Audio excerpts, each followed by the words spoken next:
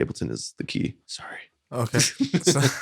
So I kind of want to start asking this to every producer that comes in now, just to, I don't know, see their take on production. What's like your most used VST that you think you always bring up, something to go to? I'm not gonna say Serum because that's everyone's answer, but Could be. fuck. It could be anything. It could be a distortion plug-in. Yeah. It could be an EQ. You know, it could be anything. Go to Fruity Limiter. Fruity Limiter, yeah. Sound goodizer on everything. Fucking A. Yeah, just Vocodex on the master and you're chilling. Facts. But fuck it, I'll say Serum. Yeah. I hate that answer, but yeah, I'll say Serum. No, that's a good answer. Yeah, I use Serum very obscurely. I won't make like a certain sound in Serum. Like I just won't make one like a one shot. I'll make like 5 minutes. I'll record audio of me just fucking with knobs for like 5 minutes and then like chop the audio. Shit. Okay, that's dope. Yeah, it's super weird, but that's a dope perspective. And like a different take on making sense. Yeah. I was watching someone do it on YouTube, and like the idea was, if you've ever used like analog hardware, like that's what you have to do. Yeah, you just record like a mess of bullshit and then find those like cool little spots. So I was like, why wouldn't you just use this in like software ways? And I've made some really fucking cool sounds, and you won't hear them while you make them, but then when you go back and really like dissect each sound, you're like, dude, this is a fucking dope sound that I would have never even known how to make aside from this. But yeah, That's Serum. interesting. Yeah. Okay. It's Shout like out techno Extra. DJs though, bro. Like they just use sequencers and then just start fucking with knobs and shit, and then whatever they like, they keep it going and they just keep fucking with other shit. Exactly. Yeah, it's cool. You're using that approach on some rhythm shit. Yeah. It's interesting. But sometimes you'll record that 5 minutes and there's like nothing in there, and you're like, fuck, I just wasted a lot of time. 5 minutes not that bad. You gotta do it otherwise. So then do you also use the FX for not just Serum stuff, but do you use the Serum FX for like your plugin chains as well? I haven't really used Serum effects in a while. I mainly, their multiband's good on there. Their reverb is decent. Obviously, I love the Combs filter. Everyone's gotta love the Combs filter. So I don't use Serum effects too much, but I use the Melda production pack. It's a free pack. It's kind of like the Keelhard stuff. It's all just like, I don't want to say stock stuff, but there's like ring mod, there's frequency shifter, all like a bunch of cool stuff in there. So I'll mainly use those for like effects rather than like the Serum effects itself. But yeah, I like the sound that comes out of it. For sure. Yeah, I just know some producers will use the Serum effects on the actual synth in Serum, and then they'll use the Serum effect as well. Yeah. In their chains and stuff. And I mean, it sounds cool. Like, I'm not gonna lie. If a lot of those things are better than like stock FL plugins. Like, I'd rather use their reverb on Serum than Reverb 2 on FL. Really? Yeah. You know, I would too, because I like really small rooms with reverb, and I feel like with the Reverb 2, there's like not really like a fine point in like how big you can make your room, if that makes sense. Yeah, I feel you. I don't know. It's in general, like I think I've used that reverb so much that to me it's just, no matter which way I move it, I make it sound, it's just it just sounds the same to me at this point. Yeah, kind of. I feel that. If you're comparing those two, yeah, I'll take Serum effects any day. Facts. Yeah. How's your production process? Like when you're mixing, are you like independently just keeping each track like on its own track, or do you like busting them into the groups? I have a template that I work off of, so whenever I open Ableton, like just a new project, I have a group for kicks, I have a group for effects, a group for basses. So everything, it kind of is routed to like a bus, or like a group, I guess. But I'll mainly start with sound design. I've tried to make intros first and then try to make a drop, but I suck at that. Like I cannot make a drop mixing with an intro if I made the intro first for some reason. I don't know why. But if I make a drop first, I can make an intro very easier around the drop because you want the drop to be beefy. That's dope. Yeah. I feel it. It's crazy. I have the total opposite approach. Really? You do intro first? I cannot make a drop and then make an intro fit for some reason. Like I'll try to then make an intro and then it just doesn't lead into the drop. And I'm just like, fuck. I'm so switched on that. If I make an intro, there's no way I'm making a cool drop to it. It's so weird. If I have a good idea for it, it won't sound like mixed correctly, pleasing. Like it sounds weird. Sounds like two different songs. Yeah, exactly. I feel you. I can't fucking get over that. Yeah, lately I feel like my production has been intro to drop, and I feel like a lot of my like the key and like the elements I use for like my synths, melodies, and arps. I feel like I use a lot of those same harmonics into the drop, and it gives me a much more easier process to like create a concept for a drop rather than making the drop and then trying to make a pleasing intro that makes sense going into that drop that you've already made first prior to everything else. Right. Yeah. So, but I've had battles where like I've made a drop and like I've been able to go through that session of making a pleasing intro, pleasing starting half going into the drop. I mean, I've had those situations, but I've had much more better successful sessions where I'm pleased with the session and then I'm satisfied with going first the intro, getting my vocals all together to build up, and then the drop. Like I have an avenue of ideas where I could go with the drop. Yeah, hell yeah. Yeah, I feel like I can knock that out much more easier, much more quicker, rather than making the drop first and then being like, oh, these are my avenue of ideas for melody and shit. Like, I'm very picky with my melodies, and when you start when like my melody selection and the way I could go about the key, in that like intro, like that determination for me, like I'd rather have the problems of like having like more ideas to have the concept in the intro more than the drop, because like for me, like I try to equally balance that, like keeping it listenable, because like you hear a lot of tracks where it's like, oh, they didn't really focus too much in the intro. This is like easily a skippable track where people just go straight to the drop and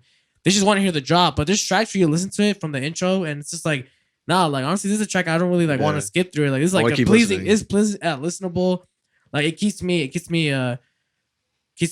paying attention to this going into the drop, and I put a lot of focus into that too, because I don't know, I just really don't like to neglect like the starting half of the track. No, yeah, for me, that's like as important as the drop for sure. It's equally important, dude. I envy the fact that you can work like that, because sometimes I just can't. I'll make a good intro, but then like I said, just it sounds like another fucking song if I try to make a drop to it. I think it goes into like what type of producer you just want to be. Like when I think of a Rusko, I don't think of epic intros. I think of just a quick intro, getting straight to the fucking nasty ass drop shit for like 2 minutes, bro. Yeah, absolutely. And then when I think of like a Borgore, I think of dope ass anthem intros to a dope ass drop, but it keeps that melody in the drop type shit. So that's why I think like that's kind of how like, and I'm really influenced by Borgore in general.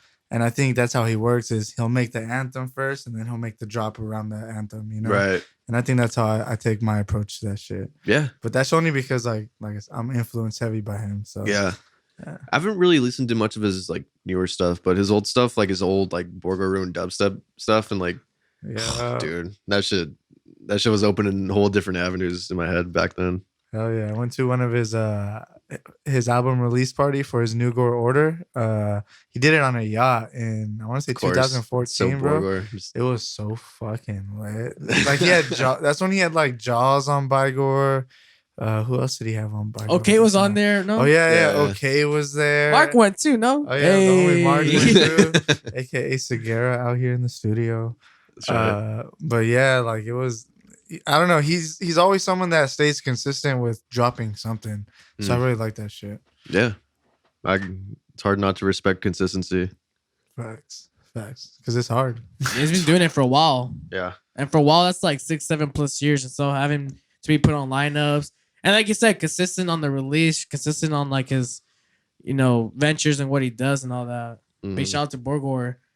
I gotta ask, because it seems like you were like listening to Borgore in the earlier years. Did you ever get to go to his show at the Shrine Theater? No. 2015? No. No. Okay, I was just curious. That rings a bell for some reason, but no, I didn't go to that. All right. I don't. So make sure. I don't think I've seen him live. No, that's a lie. I've seen him somewhere, but no, I didn't go to that one. Okay, no, because I remember that was like my first time seeing Borgore.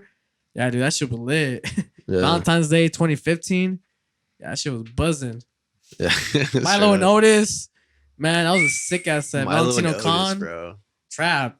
Yeah, straight up. Milo and Otis trap. used to smack back Twonk then, team. I found them out through Brill's Twonk team. Dude, mixes. Brills. Oh my god, Bros man. is shit, Yeah, dog. Brill's had a mix series called Twonk team. I'm like, bro, who the fuck are these Milo and Otis cats? Trap shit. They were just on that. It was like Dirty Dutch trap shit because their synths were like very like High pitchy. Mhm. yeah, it was just very Right. out of this world. I was just like, dude, this is some bullshit. Yeah, it was This is just good though. Yeah, trippy ass like danceable trap music. that's the shit that I was listening like back in the day when we would go a lot to the Yost Theater, Havoc Thursdays. Like, yeah, that was the era, dude. Yeah, Back in the days. I miss it, man. It's interesting change though, because shit changes really fast in the EDM industry. It does. It's so fast, bro. Like a song that's like a fucking banger can be old in like a year. Yeah, but also I've seen it to where like some tracks have slow burns to where like they came out 2 years ago, but now they're finally releasing and they're just smack. Like those songs that producers like keep low key for so long, like Oh yeah, they play it out at every festival, but they don't actually release it. yeah. Yeah, I think those tracks happen a lot. I think there's like a middle point that like is like perfect for it though, because if you hear that song way too many fucking times at a festival, like if that dude just sent IDs out to everyone and everyone's playing it, by the time you release it, it's like, yeah, we know, dude. Yeah, you're right. It has to be like a sweet spot. You're Yeah. definitely right. Yeah, it definitely has a good effect though too, because we've seen it with like those tracks where they get the sneak peeks in the live sets, and once it releases, like fuck, like Like that 303 and Heckler track or Yeah, the Heckler yeah. Glaze 303. yeah. I remember the first clip that I seen was Carnage dropping some shit. He was like, "This is like one of the fucking sickest tracks of this year." Blah blah blah. He dropped that shit, and it was like, So I was like, "What the fuck is this?" he just started Heckler started a podcast with Lit Lords and Gravedigger recently, and he talked about that whole story. Apparently, he only sent it to 3 producers originally. Oh, and everyone and had then it. and then they started playing it out. He didn't say which producers he sent it to, Yeah, but he said they started playing it out, and then everyone just started ripping it and shit. yeah. That's what happens. Yeah, and then he didn't really release it officially until 2 years after, bro. Yeah, yeah. Yeah, because I think Never Said That got involved. Was like, "Hey, we want to officially release this on our label," Yeah. and they were like, "True, run that." So Never Say Die released 303. Never Glades and Heckler, bro. They did release it on Never Sit Down, huh? Yeah, they did, they Okay. did. Definitely Sure. check out that podcast though. If you're like a dubstep producer, I think EDM producer in general, but specifically a bass producer, check out that podcast because there's a lot of good information about touring, releasing music, how to get sick. bookings. Like they're really like opening up a lot about that. So definitely check them out. Yeah, they out here. Does Gravedigger deserve video on it? Like, Who? did they do video? Yeah, there's a video. Yeah, Is Gravedigger still fucking- Gravedigger's been the master the whole time, bro. Whole We know time. we know who you are, bro. No, Wait. I'm just- Sure. I don't. But they even talk about how each of them talk about how they go about releasing their music and stuff, and it's very insightful. Like they're legit putting their game out there and respectful. That's good. I mean, when you reveal the sauce, it's always nice. Yeah, it's cool they're giving back, and they're telling us like the bullshit about like how they make their money and stuff like that. Oh, I love all that juicy yeah, shit. and like Fuck the yeah, EDM listen. industry and shit like Ooh, that. I'm like dipping there. And I don't know, this is just something I want to talk about now because they brought it up during their podcast. But they talked about when you release your music, there's 2 different circuits. So your song could do good on a touring circuit, which means like everywhere you tour, they know that song, like it's popping, it's huge, right? But then when you look at the streams, it's not like It's not that. there, yeah. So then there's the streaming circuit, and then people look at the streaming circuit where this song streams so well, but when I play it live, no one knows it. So they talk about the difference between that and shit. And I thought that was really interesting. Like making it, and then they talk about how they produce songs specifically for touring circuits, Right. or specifically for streaming, and it's crazy when you Interesting. think about it like that, Yeah, I didn't think about it like that. It's, right? And that's something prevalent in the EDM like booking and whatnot. Yeah. So, yeah, definitely some good game out there. oh, dude, I'm gonna dip in there. Hell yeah. Yeah, I mean they just released it like I want to say a week ago, so Oh, perfect. it's still new information. It's their first episode. So Oh, cool. Perfect. yeah. I gotta check that out. I didn't even know they were doing a podcast, bro. I heard nothing about it. I know Isidro didn't let us know about this. Fucking Isidro, man. Keep music low key. Shout out to Keep Music Low Key. Yeah, and let's keep that shit low key. Hey, facts though, because not everyone can have the bangers. Facts. For a while, after 2 years, then yeah, you can have this banger. Oh, bro. And so currently with your recent like EP release 999, like 4 tracks, riddim, bro. How was that process for you? Like for like the production side of it, or yeah, and the direction of going to like, because like your recent release Tramp Stamp was a bit more like house like approach. So like going to that EP before that release 999, which is like pretty much all bass riddim stuff. It's safe to say that you're gonna be doing a lot more riddim stuff based on like that EP. And like what made you go into like, all right, for this EP is gonna be like riddim? Mainly because that's just kind of like what I've made the brand, or what we've made the brand. And that's just usually when I go into Ableton, that's usually what I like try to produce. Okay. It usually starts there. I've been trying to be a little more open-minded with like just not even really thinking about a tempo, which is how Tramp Stamp came out. But for the EP, I had been sitting on those songs for like a minute. I think Order, I had already made for like a year and a half. I believe it, bro. Yeah. Troubled was actually Moonrock was the newest produced song on that EP. And then it went Troubled because I made that with Offer. Shout out Alex. I made that with him maybe like 4 or 5 months prior, maybe.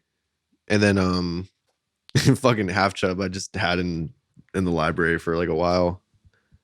But I just knew I had to release something by the end of the year. I was just like, I want something out. I just, it's been too long. So I collected all the tracks that sounded correct together. Because there's a few more that I could have thrown in there, but I was like, I feel like it doesn't really match well. And four for an EP just seems correct to me for some reason. It's a good amount. Yeah. It's just easy listening. You don't got to listen to too much because everyone's attention span's a little lower nowadays. But total listen is what, like 15 minutes or so? Yeah, something around there. That's not bad. You could go through it pretty quick and get the hint of what I do. And but yeah, I just collected all those and I was like, this seems like it'll work. And I was really happy with the outcome. It was fun. Yeah, was that the first EP you made? Yeah. As Ramsay, yeah. Yeah, it seems like it did really good, bro. Like I've been going through like the the comments, the engagement, like people are really messing with that style, bro. Yeah. I know I've been pressing you, bro, all these past couple of years, bro. Like release your shit. I know. Yeah, but there's a lot of artists that go through that process of where they're making stuff, they're making a lot of music, but they get caught in that like loop of, oh man, I'm not too sure if this is like releasable.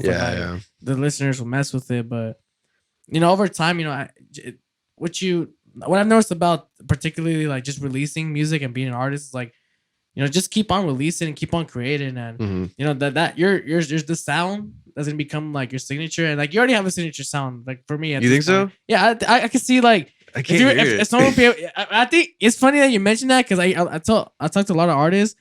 And a lot of times they don't even recognize like their own sound, or like they deny that that's like their signature sound. But naturally, you can like listen to an artist and be like, yeah, that's like your sound, bro. Like I could tell if someone drops this shit, like that's a Ramsay record. Cool. That's I like a that. Zion Dawn record, or everyone's got their sound, and that's something that I think will always grow. And it's always exciting. It's always an exciting part from like the listener fan perspective to see that artist grow that sound. So yeah. And I've always been annoying these past couple years to tell you to release your shit. Dude, but I know you've been. Yeah, I'm glad to see that you're finally releasing music, bro. Because I've always told you your shit's really badass. Thank you, man. I always appreciate the support. Yeah, I just got over that whole like, oh, this isn't ready. Because I mean, it's so hard to not like compare yourself to other great producers because you listen to all their stuff and you're like, thanks. Well, I don't even want to like touch Ableton now. Like I remember I was I was trying to make some melodic stuff the other day, and I went to Leo Trix's new EP. Oh fuck! And fucked up. Yeah, it fucked up, dude. Because I think I quit. I just started playing Fortnite or some dumb shit. It was fucking dumb, dude. I was like, got depressed a little. Yeah, because I'm like, all right, cool. I know what he did here, and I like went to the DAW and I was like, yeah, this is dumb. Yeah, just when you get past like trying to compare yourself, I guess. I mean, it's hard not to, but if you just stay away from Instagram, I guess, or stay away from all that shit when you want to like release stuff or make stuff, then it kind of gives you a little better, more motivation to work on something. Like with Tramp Stamp, I had no idea what sound was going to be like. I had no idea for a tempo. It just sounded good. It sounded good. Like that song's in 110.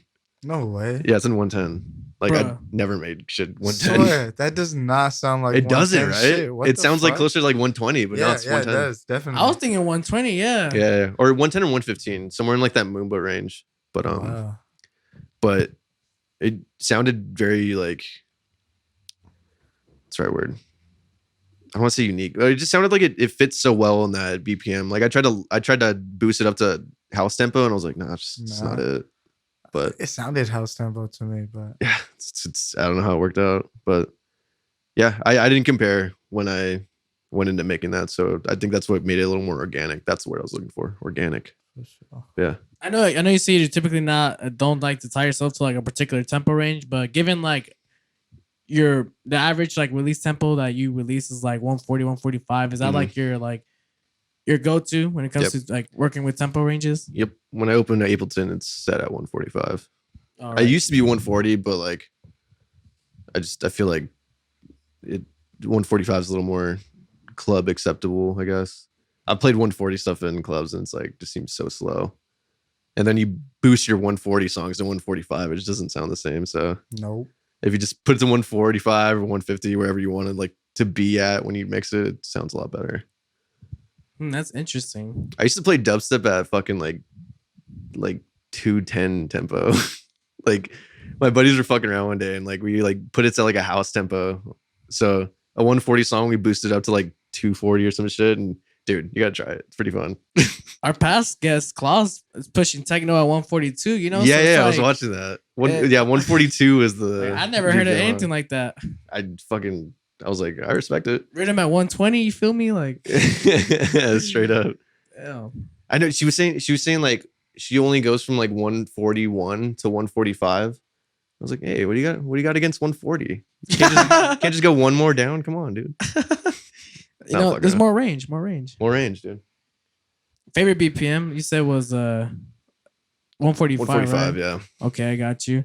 And you said 115, 110 for the Tramp Stamp. Are we gonna get a lot more projects like that? Like that's like, kind of going outside that tempo range. Yeah. I would like to. That shit's fire, bro. That's just out now. Yeah. You guys can stream that fucking SoundCloud. Is that on Spotify as well and everything? Yeah. Yeah, go stream that everywhere. Yeah. I would like to make some weird stuff like that. If I go into like that project, it's like I had no idea what I was gonna make.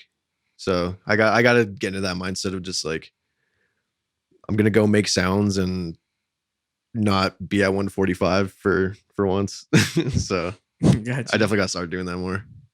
Got you. What about you, Robert? What's like your BPM that you're working with nowadays?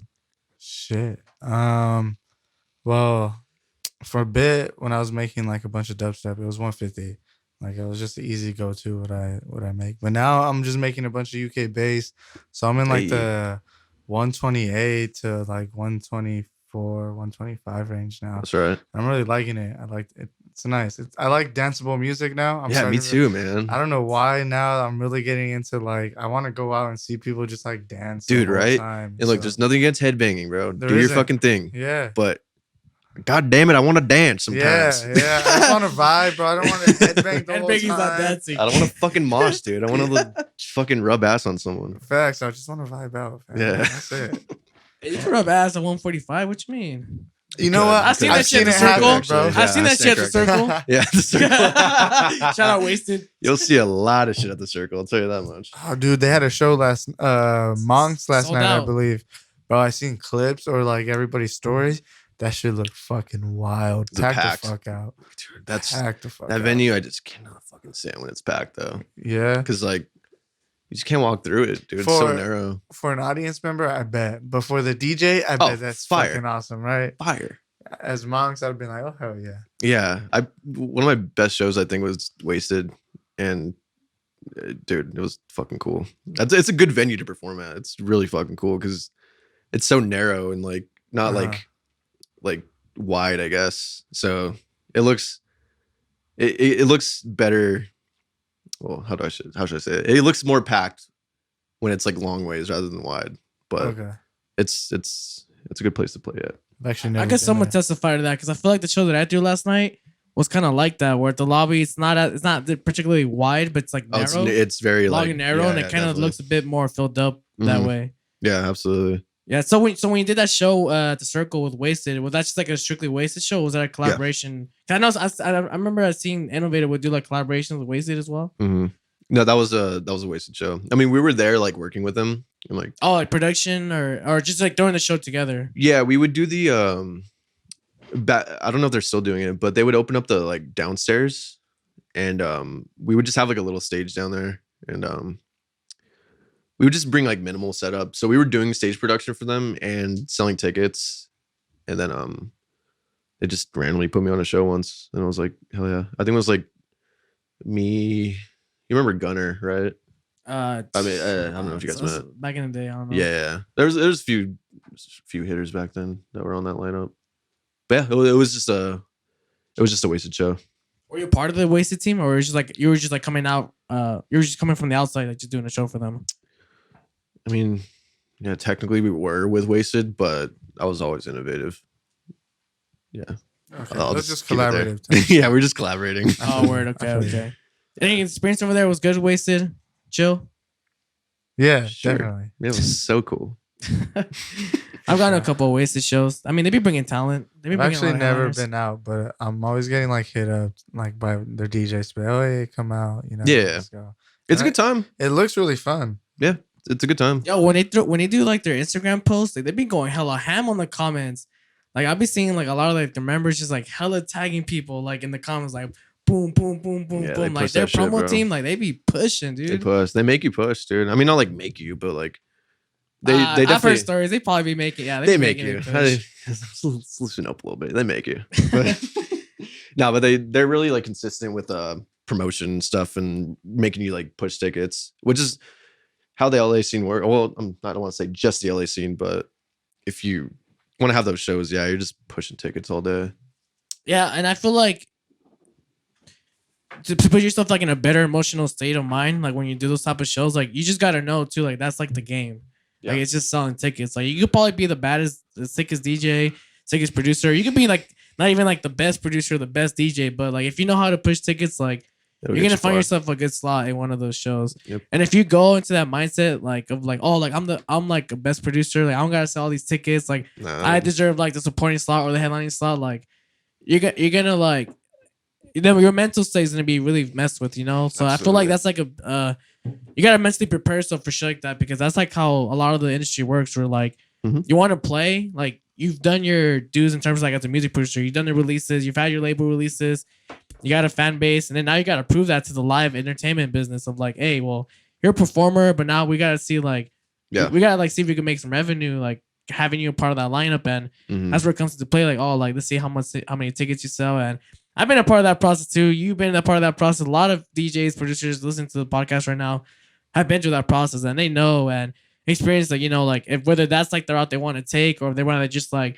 you know, keep on building up the catalog and, you know, go a different route. So yeah, I mean, definitely just like mentally prepare yourself if you're like gonna go into these type of like shows where they have you sell a certain amount of tickets or like vice versa. So yeah, just keep that in mind. Just mentally prepare yourself, and because that shit's still going on today. Like, you know, just the way of like getting yourself on slots. Some promoters out there make you pay. Yeah. I mean, I've heard stories where like if you don't sell all your tickets, you gotta pay for those tickets. Oh yeah, I've been in that position. I mean, not to like pay, but like I've done those like pay to play shows where they give you tickets and now like you're in debt based on this amount of tickets that I gave you. So like I give you these amount of tickets, I'm gonna ask for this amount of cash back, and if you don't sell those tickets, I'm gonna get my fucking cash back. Right. You basically just bought tickets. You buy all those fucking tickets. Exactly. Yeah. That's exactly how it works. Because they want to guarantee that these spots have been filled up. Like, yeah. I mean, and they want to put that guarantee their money. They want to put the debt on you. They want to put the debt on you. I mean, I get it, dude. At the end of the day, there's a lot of money at play, especially with like bigger shows, you know.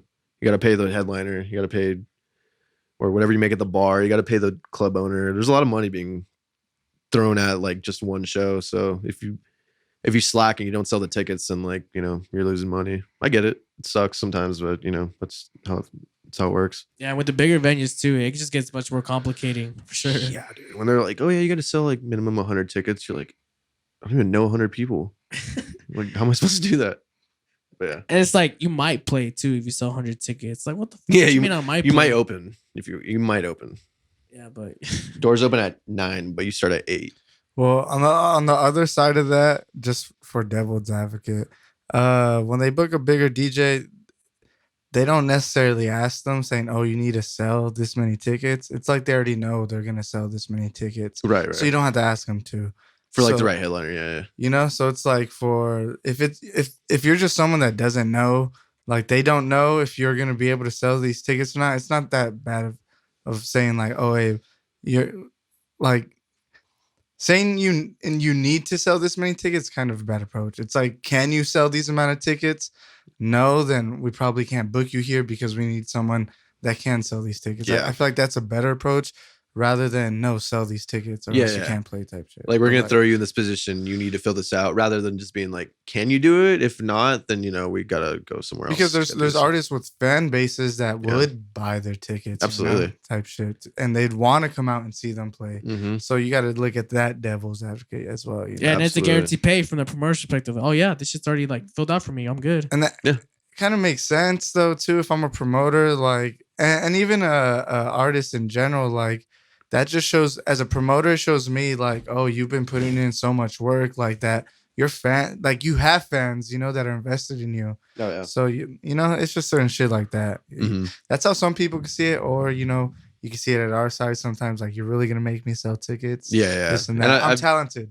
I've been there, dude. I've been there where it's like, what the fuck do I get this spot? I make riddim, dude. I'm fucking awesome. That's it's what I'm like, saying. Yeah, dude, most promoters' minds, if they see that an artist can pull the certain amount of heads that they want, that translation to them like, okay, yeah, that artist is doing something. Yeah, that's their way of understanding like if they're valid to have them on these type of like events lineups. Like that's like their way of that's their metric of being like, okay, yeah, this artist got something going for them. Like they definitely can like they know the assignment. And then the DJ hates on that. Like artist would hate on it because maybe sometimes when the promoter just looks at that, it could be that they're just doing clout moves. They don't do anything. They just do everything for clout. So people are just coming out to see the clout. And then the artists that do it purely off the music and stuff, that's when it gets into, oh, they're not even a real, whatever the hate is. Yeah. And that's where this cycle of, you know, hating, promote, you know. Some people are just better at like promoting. Some people are better at making music. And like if you could find that good middle, then or if you're someone that's just good at making music, find someone that can promote you. Yeah, absolutely. And you don't have to be that independent, bro. Like, you know, a good team is very important. Facts. Like big facts. A lot of the releases that I put out, like, probably wouldn't have come out if it wasn't for like Garrett or Eric and all my friends kind of and you pushing me to like do stuff. Like a good support system is very important. Yeah, definitely. Yeah. So if you're not a promoter, but you know someone that can promote you, then I'd feel like it's a good idea rather than just being like, no, I want to do everything by myself. For like, you know. Or even if you have just like a friend like that you see that's good at going out there talking to people, and you see that they're just popping on their own, be like, hey, bro, like, how do you do that? But like, hey, I'm trying to promote my music. Like, you're good at doing shit like this. Like, what's up? You know? Yeah. It's just about finding those avenues and shit. Absolutely. Yeah. And having good producer friends that will like teach you stuff too is important as well. Yeah. And then there's always YouTube. There's always YouTube. I guess, but yeah. Or Icon Collective. Hey. Or people that go to Icon Collective. Facts. There you go. I didn't go to Icon, but I know a few things from you guys. To each their own. To each their own, bro. All right, Ramsay, you ready for our next segment called EDM Confessions, bro? Oh, fuck yeah. Are you familiar with the segment?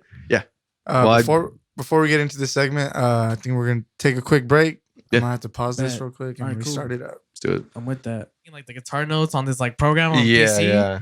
And like I had a hacked Wii at the time, and like you can hack Wii. You can hack Wii's. Yeah, bro. The fuck? What do you put on dude, this was like back in 07. You get like any game you wanted and shit. Oh, true. Okay. No, but I had to go to someone on Craigslist to like hack it to where like if I wanted it like because I had all these discs and I was burning Wii games from my PC to my hacked Wii now, so I didn't have to pay for that shit no more. Yeah. But like there was a hacked Guitar Hero 3 copy where you could like update a file in that CD disc where like you could upload like customizable tracks. And I remember putting Benny Benassi Satisfaction is one of the tracks. I actually went to the program, made the guitar notes for it for easy, normal, medium, and expert. And you made the notes? No, wait, hold on. No, yeah, easy, medium, hard, expert. Yeah. There's a program right there, like back in the day, where you can make the own notes for it, or you can let it automate the notes for you. But so I bet you did like some bullshit where at expert you had hit all of them at the same time type shit. So I was trying to 100% that shit, so probably not. That's too hard. Dude. No, but hey, I seen those custom ass like songs that they would make with all these crazy ass like note segments. I'm like, damn, bro. You're like, damn, bro, I'm gonna do it. This is my passion. This guy's funny right here. You don't know this. I mean, I don't know if the internets know this, but you're looking at one of the top ranked Guitar Hero players in the United States. Is that right? Because I think you have a competitor here, my friend. You got a competitor, brother. Stop capping, bro. Stop. He's only ever lost to like some Asian kid, like from China or something like that. Yeah, they're pretty good at that Guitar Hero thing. Dude, I used to be in like 2007 Paris Festival. I remember that date. I'm telling you, bro. Yeah, he plays with his elbow. Like he plays like this type shit. So the back in the day, to do the Fire and Flames on the expert, you would use your elbow to hit the first note because you're using two hands to like you're like double tapping and shit. Like, you're using both hands and. I'm not gonna get into it. This is a fucking pro, dude. We're not gonna get into this. Hey, I don't know if you're kidding, but I swear I used to be in like competitions for that shit. Yeah, I used to go to competitions dude, too, straight bro. up. That was like a state fair, bro. Like I went to the. It was but Lake Paris. It was. Yeah, dude, you were there. Remember? Me, all of our cousins were competing. James was there competing. Me and my whole family had like this whole like era of like competitive Guitar Hero gaming, bro. Me too. Like every weekend we had family parties. Everyone was like outside drinking beer, and all the kids were like in the living room, like trying to outdo everybody on fucking Pro Face Off and shit. Dude, every time I see a Guitar Hero at like an arcade, I feel like a heroin addict that's about to relapse. He's like, do I want to touch that again? And I hate the temptation, dude, bro. As soon as I get on it, though, I'm like, I want to play this every fucking minute. I'll have the tokens too, bro. I'm like, yeah, straight up. We went to round one maybe like a few weeks ago. Oh, what did you? Yeah, and they had the Guitar Hero machine, and I was like, oh, do I want to do this? Yeah, dude, it's just fun. Y'all weren't like proficient at DJ Hero, nah? No, I sucked at that. I never got the copy. I fucking sucked. No, I never got the copy. That shit was so whack. That was like one of the worst games I've ever played in my life. Was it? Yeah, it wasn't. It wasn't that good. I mean, it was just cool because Deadmau5 was on it. I think that's the only thing that made it sell, bro. Absolutely. Hey, no, the matchups in there were sick as fuck. I'm not gonna front. I just wanted to hear the fucking Deadmau5 track, bro. What's up? Ghost and stuff. That's all I wanted to do, bro. It was Ghost and stuff, huh? Yeah, that was like the promo song for it and everything. That's all I wanted. Yeah, but their mashup game was strong. Let's not discredit that shit. It really was. They were like mixing in like Daft Punk One More Time with like some other hit record, and it was on like it automated to the point where you could mess with it, and it would still sound like really good, like matching up. Like they had really good like matching technology to where like if you went this route of like mixing it this way, like it still came out to be a good listenable mashup. It basically just beat matched the songs for you, and you were just up fadering it side to side. It was quantized and shit. Quantization front right there, bro. Like, but it taught you nothing about DJing. Absolutely not. Yeah, at least with the fucking Guitar Hero, you kind of get the whole strumming and moving your fingers. But with DJ Hero, like it made no fucking sense. There's no fader technique to it. There's none of that. None of that. What I like with Guitar Hero too is like they implemented like the hammer-ons. Yeah, like exactly. I didn't know about that until Guitar Hero, and I was like, oh, you can actually like do that on guitar. That's fucking sick. Yeah. So I mean, I get what you mean. DJ Hero sucks. Not shout out DJ Hero. Damn, that took me way back, bro. Fuck. Yeah, shout out Guitar Hero. All right. Anyways, let's get back to this. All right, EDM Confessions, bro. All right, yeah. On a huge tangent, real quick. Hey, no, but yeah, we're already recording. Welcome back. Yeah. All right, cool. Welcome back. All right, bet. Yeah. So there's our segment right here, bro. EDM Confessions. Are you familiar with this segment? I can get the hit of it. I mean, I'm reading that. This is gonna be spicy. Yeah, bro. So we got some like cards right here. put you in different scenarios. Maybe puts you gives you some questions. Cool.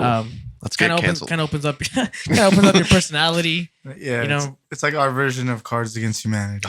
So go ahead and grab that stack of cards. We're both in it. So that's all you. Yeah. Let's go. All right, cool. So in no order, bro. We'll start it off with you asking me giving me a card, and then you can just put it down once it's done. Okay.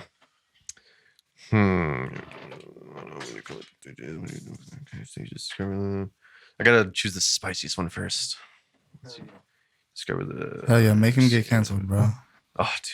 That's bullshit. Yeah, I'm gonna put a custom question here. It's not even on the card and shit. Hold up. Yeah. What do you feel about? No, I'm kidding. Okay. You're in charge of the lineup and can only book 3 DJs. Who are you booking? Oh shit. Okay. Tough one, dude. Choose wisely. We're all judging. Above and Beyond. Oh, okay. Cascade.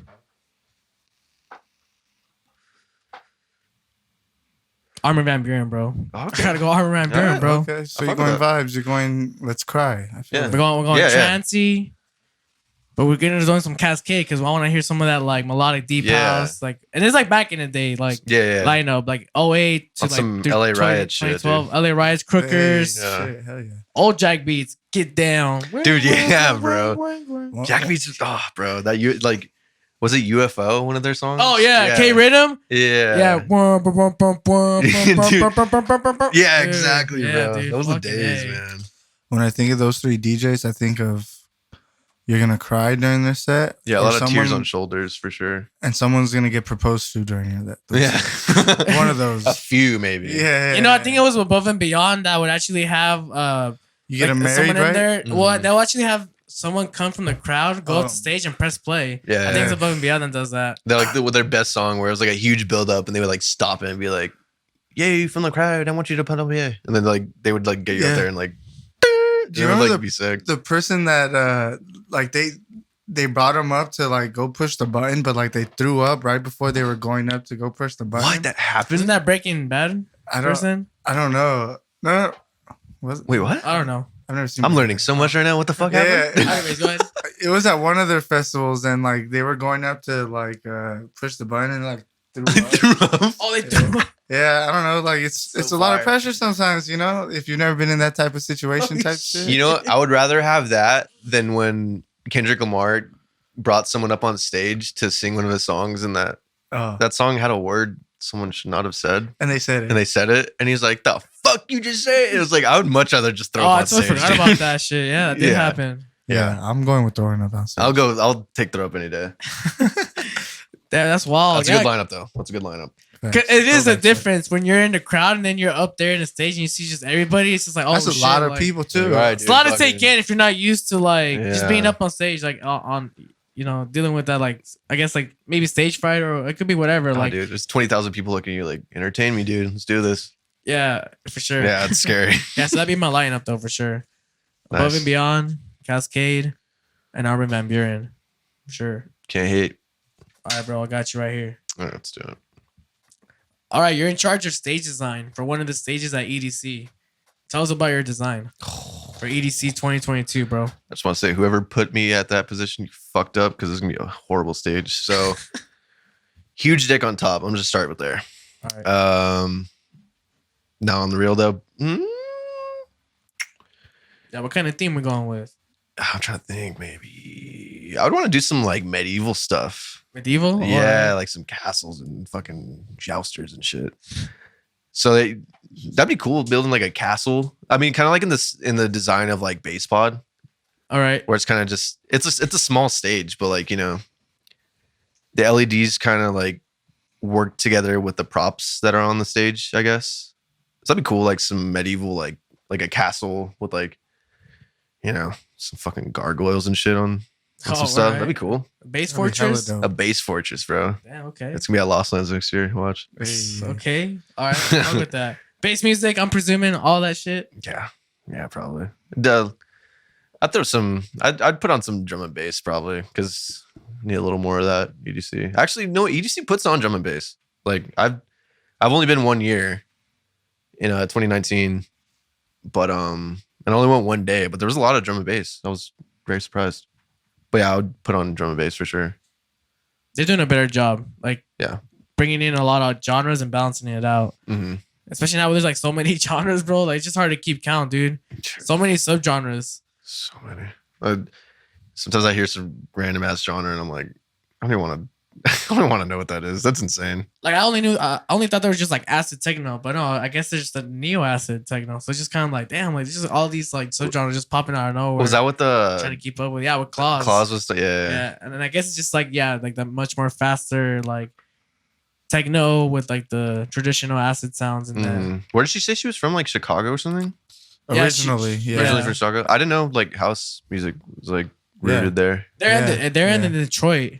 I guess. Okay. Yeah, they're in started. Detroit. I know for sure. Well, from what I know, Chicago was the first place to adopt it. I can't remember the specific DJs, but it started from like DJs playing like two records at different, like two of the same record, but at different beats. So it's keep making the kick hit the 4, every 4. Oh, okay. Yeah, so it started on him playing them on turntables, and then that created the whole house. Yeah, crazy. I fuck with that. Dope. I like it. Cool, bro. That's my turn now. Next card. All right.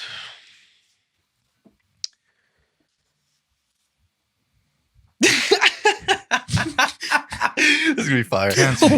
You just discovered the rave scene and have been adopted into a rave family. What is your raver name? It can't be Husky. It can't be Husky, dude. Oh man, that's funny, bro. I'll tell you mine. All right, inspire me. Butt chug 420. Butt chug 420. Fucking easy.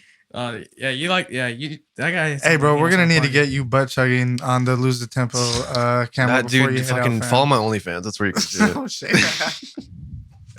What's your name? All right. Damn. So what is my raver name? Damn, that is a really good hard question. That's a complicated question, bro. Because I feel like I've gone through so many aliases. I just like get into this like thunderstorm of like ideas and aliases that I could go with. It's so spicy. I wish that was the first question I asked. Dude. Dude.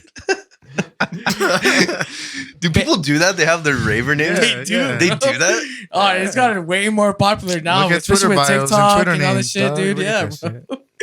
Bass Nino. Bass Nino? I'm done, Bass bro. Nino. I love that. Bass Nino? I'm...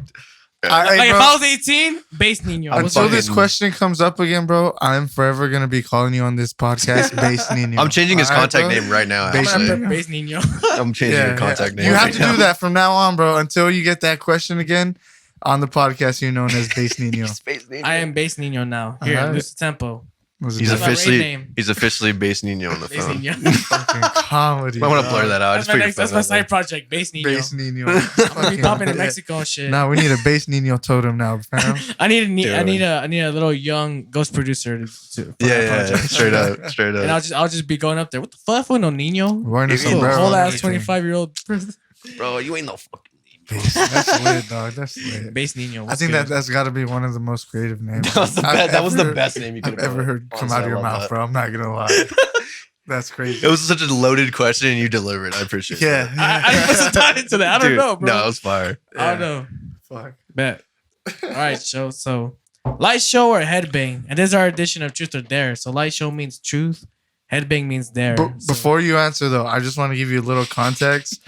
Carlos never picks dare. Oh, I bet. Never. So you're not obligated to pick dare whatsoever. Wait, which one is truth? Truth is light show. Light show. I don't care what you were about to ask. If you're not doing a dare, if you do a dare, I'll do a dare with you.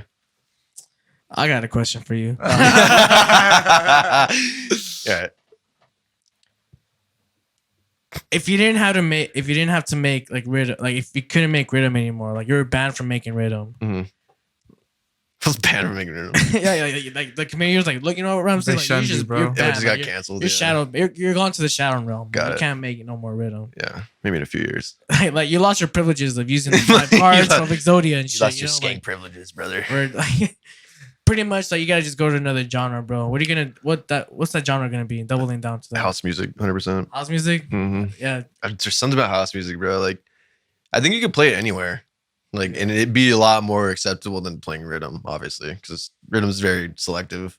Even at like work, like if I'm on the speaker, like I'm just like, I don't want to play fucking riddim. Like, fuck that, dude. I look at you weird as fuck, bro. Yeah, everyone. Dude. I do it only when I'm like, this is like what I listen to. Check this out for like 30 seconds, and then we'll go back to fucking Iron Maiden or something. But yeah, house music, absolutely. Hey, but I've met people where like when they get the aux privileges and like they're like in those scenarios, they don't care, bro. They'll blast the whole playlist, bro. Dude, Joey, don't play the plates, bro. Joey, I hope you're watching this because one of my coworkers. Sometimes we'll go into the brewery like early before it opens, and dude, he's just fucking blasting like Slander or like Spaghetti, and I'm like, God damn, you should not do that, dude. There's gonna be people coming here soon. It's dude, I've seen him do it during hours sometimes too. For real? It's pretty hilarious, and he can't help it. He's just fucking back there like, I'm like, oh my Get god, to work. Get to work, bro. There's fucking dishes need to be done, dude.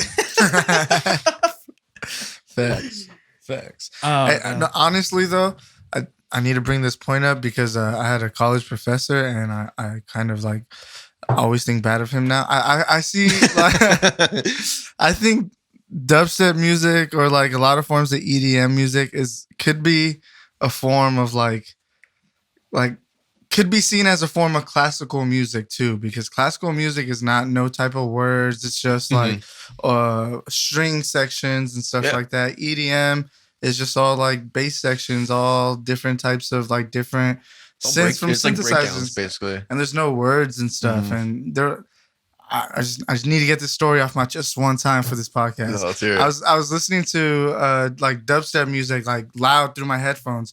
I showed up to the class like an hour early so I could finish up a project real quick. And I'm just listening to the fucking music loud. The professor comes up to me. He like taps on my shoulder. He was like, oh, have you finished the project? You ready for today? And I'm like, oh yeah, I'm finishing it up right now. And he was like, what do you mean you're finishing it up right now? You're listening to loud music. There's no way you could do both. Or he's like, you're listening to that loud, like he described the music as something, and I can't remember like, sorry, what he said. I don't have ADHD, dude. I fucking can focus on And he was like, things. there's no way you could be listening to the music that loud and be working on your project. I was like, what are you talking about? Like, dude? it's just not even related to each other. And you know how people say when you listen to classical music, you know, it puts you like in a good mood and stuff like that to work. And then I don't know. Point of the story. I think the dubstep music got me through a lot of them, like working and doing a lot of projects and stuff like that. It makes me not concentrate on anything else except the shit in front of me. So. No, that's good. I mean, at least for me, the way my head works, like if I'm listening to music that's like primary focus, like I will have conversations with people when I hear a song that I know over like the radio, and then I look back, I'm like, I don't know what you said for the past like minute. I'm sorry, but like my mind just goes to music, so. Those like lo-fi beats to study to and shit. I can't study towards those. I'm just listening. I'm listening to the beat. I don't know, for some reason. I feel like that's the producer in you. It's that and ADHD for sure. Yeah. For you, bro. All right, you ready for that's this next wild though. one? Yeah, facts though. Like it don't matter the genre, bro. Like as long as someone's fixated on like their taste, like I said, whatever's in front of them, like they're gonna be focused on that. And that whole class, he was just getting on my head. Like people would start presenting. He was like, "Oh, so is your project gonna be this good?" And I was just like, Mr. Dubstep Man, Mr. Loud Noises, Robot Sex Man over there. Right. And he was like, all right, it's your turn. Let's see how good your project is. I was like, I'm not even going to present, bro. Like, give me the F. Give me the F, dude. No, I told in front, I was like, bro, just give me the F. If I get this F, I'm still going to get like a B in your class. I'm chill. Like, I don't give no fucks. Straight up. And he was like, all right, well, then you're going to get the, and I was like, he was like, exactly, you weren't doing it. I'm like, bitch, fuck you. Like, I was just so fed up with this shit. Like, all right, boomer, fucking, you don't listen to riddim. Yeah, you don't know. Loser. You don't know my culture, fam. You don't even know my rave name. Bass Nino, homie, what's good? Take it up with my fucking rave family, bro. Hey, you follow Bass Nino on TikTok? You gotta change your shit, bro. Bass Nino. Bro, That's my influencer. That's my influencer side project now. It's my alias. Oh my god, I love that name. So I don't know much. Husky, but I know Bass Nino. Is that like his cousin or something? I get more offers as Bass Nino and shit. That'd be comedy. Oh man, watch someone fucking copy that shit. Make that project, bro. I'll be watching. It's copyrighted. I'm making the Twitter for it right now. Yeah, no. We're already getting it copyrighted, dude. There's a patent on it already. Fucking try me. All right, you ready for your? Oh wait, Yeah, no, I think it's mine. That's yeah, one. okay. Yeah, you're good. All right, this is simple. Create your own EDM genre. Actually, that's not simple. Lucid music. Lucid music. Deep trap with fidget wobbles, fidget bass lines, homie. At 60 BPM, 120. 60 BPM. Yeah, that's slow trap, lucid, like trippy fidget bass line. Like on that peekaboo, slower trap with like just more fidget sounding, like lucid. Yeah, lucid music. There you That's go. what I would go with. Straight to the point. I like that. You've been Crazy. You've been thinking about that because I would have been still sitting here thinking about it anyway. Yeah, when it's podcast day, bro, I'll be trying to prepare myself. Yeah, bro. hell yeah. When I think of lucid music, I think of music I listen to in my sleep. Yeah. Sleep? Lucid music. Yeah. We're okay. I got Getting some you. lucid I dreams got in you. there. Yeah. Shit's scary. I'm not gonna lie. Got Jimmy Simpson. Fuck there. yeah, it's scary. Hell. Fuck it. I don't. The other genre I was gonna say is ghost music. Ghost Ghost music. is Yeah, some Ghost Demi music, Lovato bro. shit, dude. Like some dark Crystal Castles, like So that's when, mid tempo shit. that's when like the ghost producers actually come out with like their own names and shit. Yeah. That's when the ghost producers start being ghost music. So they start coming out. EDM basically is fucking ghost music, bro. You think about it? Paranormal music. Paranormal Everyone's music. ghost producer now. Facts. I'm ghost producer. Oh shit. Fucking true. Bass Nino does all my Hey, shit. hey, who's your guy? We might have the same guy. Bass Nino. Bass Nino. yeah, he makes all my shit. That fool gets down. You can call one DJ for their USB. Who are you calling, bro? Ominous. So, yeah, bro. Ominous. Ominous Yeah, true. and ominous, bro.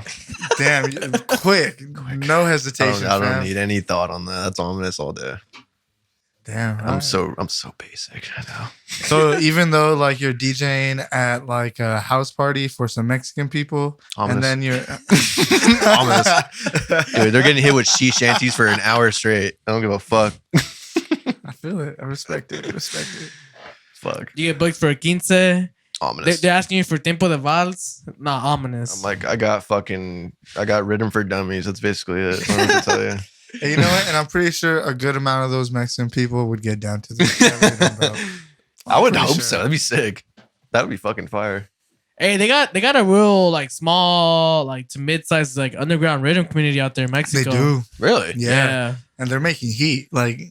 rhythm. Yeah. I got to meet. I actually collaborated with one of them, but I got to meet one of them in Mexico, like finally in person. We've only known each other on the internet, but yeah, big shout out to Over AK Blood, yeah, like yeah, like there's like they have a real like cool community out there that like they've been pushing some shit, dude.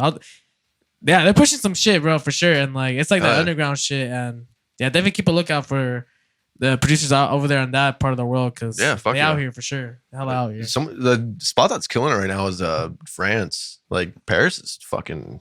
What's dude. rhythm? Yeah, Are they? dude. Serpain, fucking my homie Roy, Azabim, that whole French scene is fucking killing it right now. I was talking to Serpain and he was like, "Yeah, I've been producing for like, fuck, I don't even think he said like a year, and he's making heat." I'm like, it's those types of people where you're like, I don't want to produce anymore. Like you're so meant to do this, and I've been fucking doing this for like 10 years, bro. You just turning on Fortnite and shit, you know? Yeah, Fortnite all day. I just bash my head on my fucking computer and play Fortnite. You know what's crazy to me when I hear a producer from like overseas, like for example, like there's this producer named Saint Miller. He's from South Korea, I believe. So, yeah. And, It's definitely not North. It's definitely not North. I'll tell you that much. Nah, bro, he escaped. I'm not talking about. Former North Korean. and followed his dreams in being a bass producer. Fuck, dude. Nah, Aspiring. but he's very influenced by U.S. trap music. Like all his music he produces has hip hop vocalist on it, and it's like, how do you get into that from being so far on the other side of the world? You know, and it's crazy how they still are able to like innovate this sound, you know, into their own type of shit. That's like they understand the culture for sure. Like they definitely have a deep understanding because you hear that production, you're like, oh yeah, they get it. Yeah. And they're nowhere close to this. Like pure South Korea is nowhere close to it. No, absolutely not. Yeah. So I don't understand that. Where's Papa Khan from? Because he's a rhythm producer, or I don't even want to say rhythm, but like dubstep. I forget, but he's not from United States. No, not from North America. I don't know where he's from, but yeah, like from being so far away and like kind of dipping into the culture and like adapting really well is pretty crazy. Like he's on that future rhythm wave. Yeah. He's like been really reinforcing that sound. Yeah, absolutely. Yeah, he has a tour coming up. He's playing the Observatory. He's playing with Macedon. Macedon. Macedon. Yeah, Macedon. Shout out Macedon. And OG Nixon. OG Nixon's part of that tour too. Nice. So I'm gonna try to pull up to that show, dude. Absolutely. OG Nixon, Papa Khan, Macedon. Observatory. That's gonna be dude. I haven't been in the observatory in a while. Last time I went to the observatory, I went to go see Sam Gellaitry. Oh, you Mark, went to see Sam Gellaitry? Oh yeah, dude. Yeah. Remember that show, Mark? It was in the observatory at the OC. Who else was playing? That had to have been like selection shit. Like, no, yeah, I was really diversified with my taste back in the day. So I was like listening to Joe K selection shit. Yeah, fuck yeah. Sam Gellaitry and all this type of dope artists. No way, dude. I wish I could have seen. Oh, Sam. Yeah, it was a vibe, bro. He was playing all the SoundCloud jams. He was fucking it was SoundCloud shit. Yeah, that event was awesome. SoundCloud. Did he play Bruh? I think he did. He played Powder. Bro. He played a bunch of sick ass shit, dude. Yeah. What Trip Out? One of my first ever like songs posted like ever, like not even before Ramsay, before all of it. Like one of the first songs I posted was a remix to Sam Gellaitry. I forgot which one it was. I'd have to scroll for like 3 hours to find it on my SoundCloud, but yeah, that's funny. I don't really hear a lot of people mention Sam. That's cool. Oh yeah, I mean, fucking SoundCloud's been in my life since forever, bro. Yeah. Since like 08, 09. So yeah, you can always rely on SoundCloud for those fucking gems, dude. Get those gems, bro. Best streaming platform. Period, absolutely. Bro. Like period. Spotify's dope. It's a different thing. Excuse me. It's a different thing though. But like SoundCloud, it's so just raw. Like you get just files from a computer on there. Yeah. Like there's no like mixing and mastering. Like no one gives a fuck. Or people do, but like you'll get those people that don't really give a fuck and they put out fire. They put out those fucking like Mario theme song trap versions and you're just like, where else would I find this, bro? Fucking where else? There's a meme as a picture and shit. Like, yeah, SoundCloud has the fucking gem. Those lo-fi artists fucking don't give a shit about like profile photos. They just all right. The Simpsons. Cool. They're like the audio version of memes, bro. They're legit, and they're fucking fire. amazing. They're so fire. That's what makes it so like well. Derpy songs, but you're just like, fuck. Hey, but even on YouTube as well, like when we're talking about specific genres, especially like lo-fi, like I was even showing Robert like one other day where like I showed him a couple of videos where it's like Dragon Ball Z but lo-fi. Yeah, it's like some shit only like you'd see first like on YouTube, like those type of like creative approaches to like shit like that, like or like there's a bunch of shit like fucking Adventure Time but lo-fi, or but chill as fuck, or it's just like every platform have its like exclusivity, like perks of like when you're hunting music and particular type of music too, and for sure when it comes to SoundCloud, they got the gems like underground shit, and then YouTube, they got their own like exclusive shit too, like fucking meme ass shit too, like especially SoundCloud too. Like they both got their fucking perks, very similar perks, but each one is good for its own thing. Yeah, facts. I do this thing if I like hear like a cool pop song, like just in passing, I'm always like, let me see if I can go on YouTube and find like the slowed and reverb version. And sure enough, it's always fucking there. Like someone always takes every song and like slows it down and puts a little reverb on it. There was a time in the early 2012, 13, 14 era where everyone was just making the Malaysian version of everything. They were just putting a kick Big on every floor and bass boosting everything. Bro, like the shuffling days, dude. Those are the days. You used to shuffle, huh? Oh man, I was in a crew. You were? I was called Steps. That's right, baby. Yeah, I was Steps. Fucking Melbourne. I have YouTube videos up there of me shuffling and shit. What were the different styles? I know there was like Melbourne, the hardstyle shuffling. Yeah, there's hardstyle with like the big pants. Yeah. Do you remember that? Like it was like Pie and Sam video or something like that. Like one of the first like huge like shuffling videos to blow up. I'd have to something. KBC shuffling where they're all in the backyard, all like battling each other. No, those are fucking funny. Those are fire too. I remember all those, dude. And you know what? I wasn't even going to those videos to look at the shuffling. I wanted to listen to the music they were shuffling to. Because they would have bangers, bro. Like, they had the fucking nigga knows what's up. You used to. Yeah, dude. Shout out Roast Smasher, bro. No, and going back to on YouTube as well, like I'm not gonna lie, even when I was like downloading music, like SoundCloud was there, but I would always go to YouTube. Like we had mentioned it earlier, like it'd be like 08 or 09, fucking best 30 tracks of like June 2009. Like they have all these mixes. They offer like the track list, and if you like the particular track from that mix or whatever, you just like grab it, download it from SoundCloud or whatever, and like YouTube for sure got its roses and flowers for sure when it comes to like music discovery for sure. Absolutely. But yeah, SoundCloud just tops it though. Yeah. They be talking smack on SoundCloud. I don't like that shit. I think it's because people want it to be more, but it's for the artists, and I respect it. They could do more. SoundCloud, I know you're watching this shit. You can do a lot more with your platform, dude. Let me see my fucking messages on my phone, please. Facts, bro. Oh my God. For fuck's sake. Like, it's annoying. I want to be able to reply through my phone on my SoundCloud app, not having to go on my laptop, bro. Because what if you don't have an access to a laptop, bro? Like, how are you making music? Yeah, I was about to say. Straight up, dude. It fucking. Hey, some producers out there be on the fucking apps and shit. Dude. There's some fucking good beat softwares on here. I'm not lying. Yeah. There's one called Koala. That shit's fire. Koala. Hey, shout out Koala. That used to be Husky's fucking alias for a while. Really? Before fucking. For everything. Yeah, for like basing you? For like 2 hours, yeah. If you release like 2 songs like 2 under months, Koala like or 2 something, months, yeah. Before basing. You could actually still look it up and find some of his music. Really? Yeah, it's Koala, Quue. I think it might have gone taken down with the profile. Nah. I've looked it up. Smart. Real shit? Yeah, smart. It's there. Hell yeah. He's like, I check every month, dude. I know it's there. At least.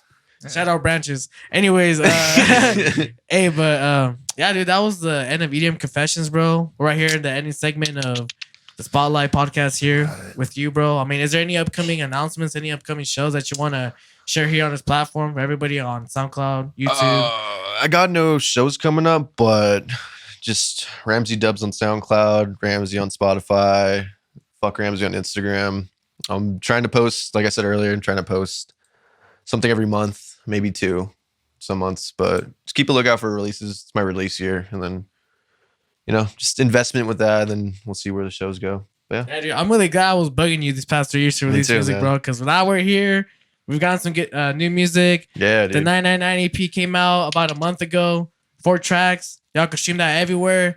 We also got a Tramp Stamp that just came out recently as well. There it is. Oh shit! What, I play this right now? Yeah, we'll close out the episode with this. All right, here we go, man. Hey, thanks for coming out, bro, to the Spotlight podcast. Always, man. I appreciate it. Appreciate it. Thanks everyone on YouTube and SoundCloud for tuning into this episode with my special guest. Make sure to give us a thumbs up, hit the bell alert button to stay notified. Subscribe to the channel for more comments. This is Tramp Stamp by Ramsay. Stream that everywhere. Link in the description.